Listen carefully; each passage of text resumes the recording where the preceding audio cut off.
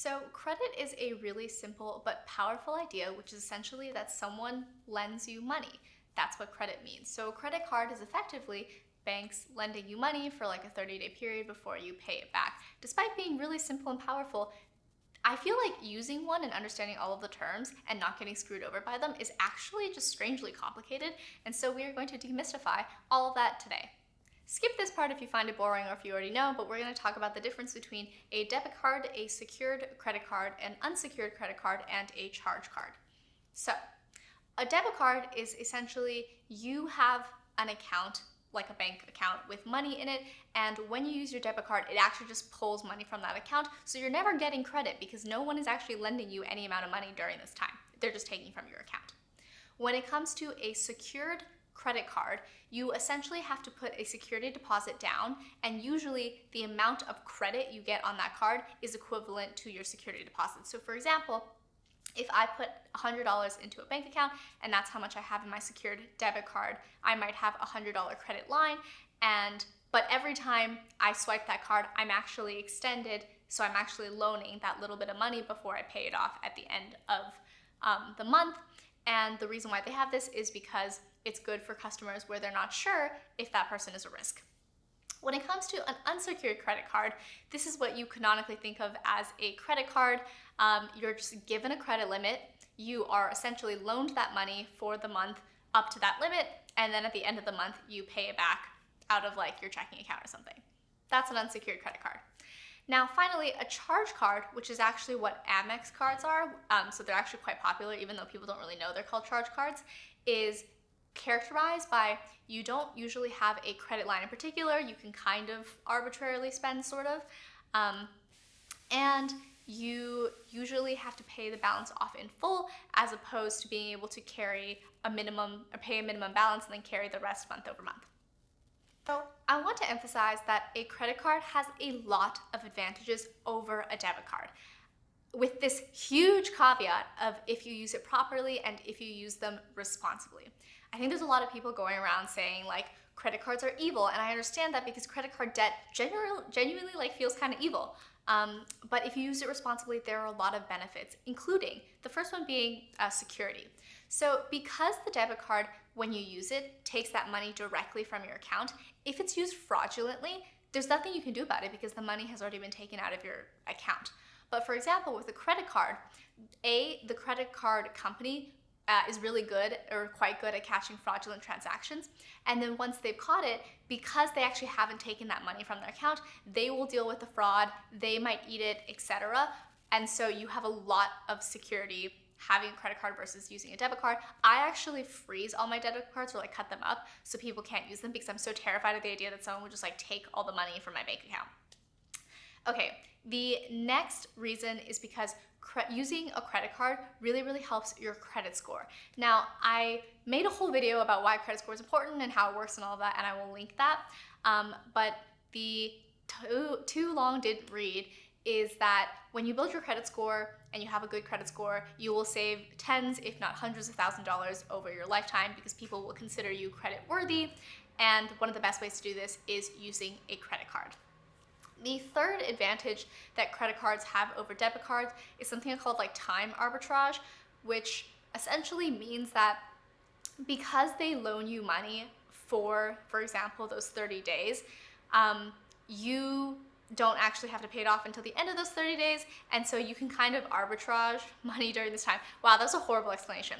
The idea being that money is more valuable to you now than it is to you in the future. This is like an economics concept because you could take that money now and, for example, invest it and get a return, which is why if you get asked, like, would you rather have $1,000 now or in a month from now, you would rather have the $1,000 now. That's kind of what you get to do with a credit card because someone else is loaning you that money for those 30 days.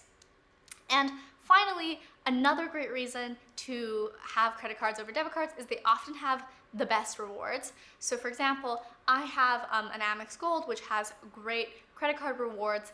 And so on a monthly basis, let's say I spend like a few $1,000s on that credit card, I get like $100 to like maybe $200 back a month from gift card rewards. And that's the benefit. That's one of the benefits of having a credit card.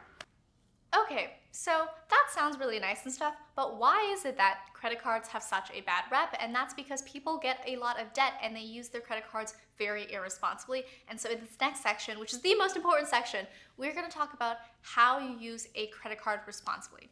So the first tip is you will generally graduate into higher credit limits. So for example, you might start with a secured credit card and then move to like $1,000 credit limit and then move to, I don't know, $5,000 credit limit.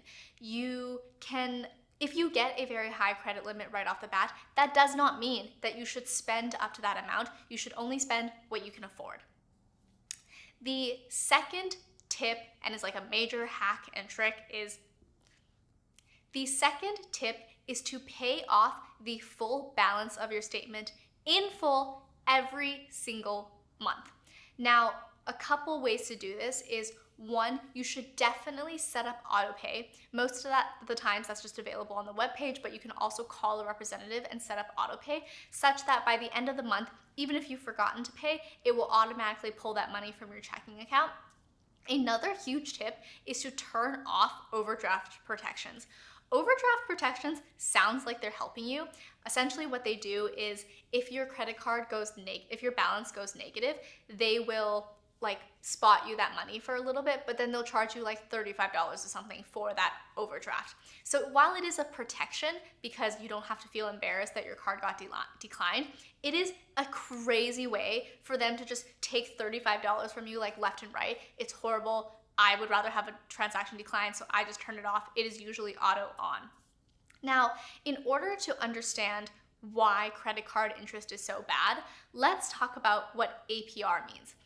APR, you'll notice that when you apply for a credit card or you get a credit card, they'll have the term APR and what that number is, and that's really the interest rate on the balance that you hold. So for example, the average APR of a credit card, like a consumer credit card, is somewhere between 15 and 25% in the US. So that means if you hold a $10,000 balance, over the year, you will pay $2,500 in credit card interest at a 25% APR.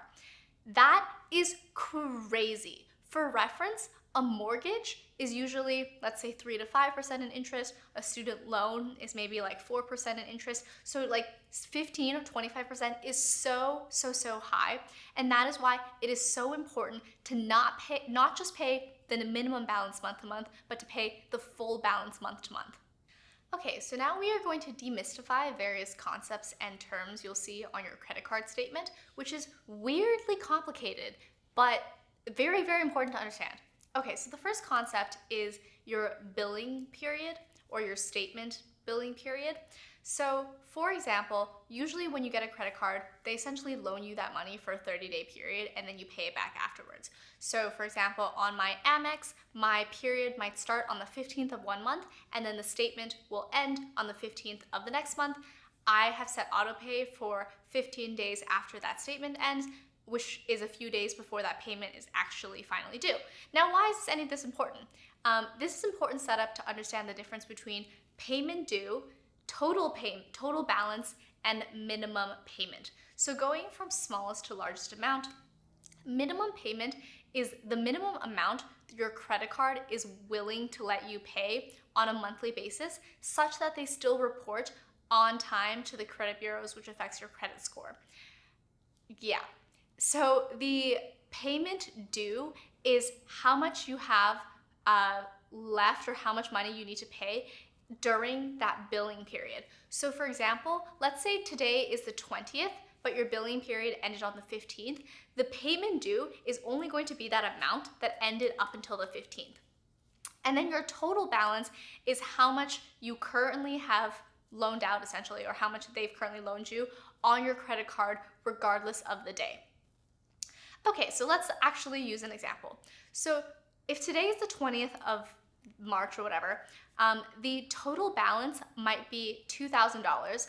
The payment due might only be $1,500 because the other $500 happened after the statement billing period ended, and then the minimum payment might be $50. Notably, what that means is when I say pay in full, that doesn't mean pay the total balance, and that also doesn't mean pay the minimum balance. What I mean is pay essentially how much is due from your previous statement. Those are actually different things. Also, one of the terms you should understand is the difference between a pending and a posted charge. A pending charge means it's, like they've registered it, but they haven't fully done all of the behind the scenes stuff, and then a few days later, that charge will be posted to your credit card.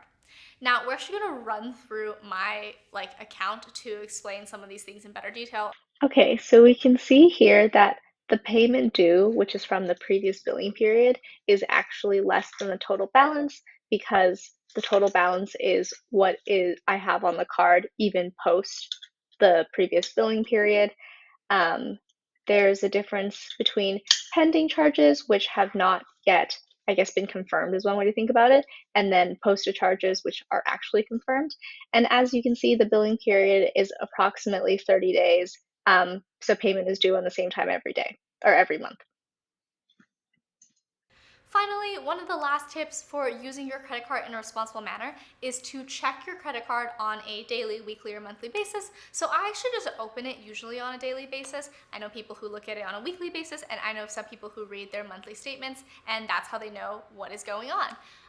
What I also like to do is turn on notifications for transactions. So every time I get a transaction, I can at least be like, okay, I knew that was going to be there, or like, oh my God, what is going on? If you ever see that there's a fraudulent transaction, contact the company, and what I do is I immediately cut off that card and get them to ship me a new one. It only takes a few days to ship a new one, and you would really rather have that happen than go through like a horrible fraudulent transaction thing. One of the other benefits of having a credit card is if a company did not deliver on its promise to you, so for example, they don't send you the thing that you bought because it was a scam site, you can complain to your credit card company and they will claw back that money for you. Those are all ways to use your credit card very responsibly. So credit cards are one of those things where if you understand them and you use them to your benefit, you can get so many awesome benefits from it.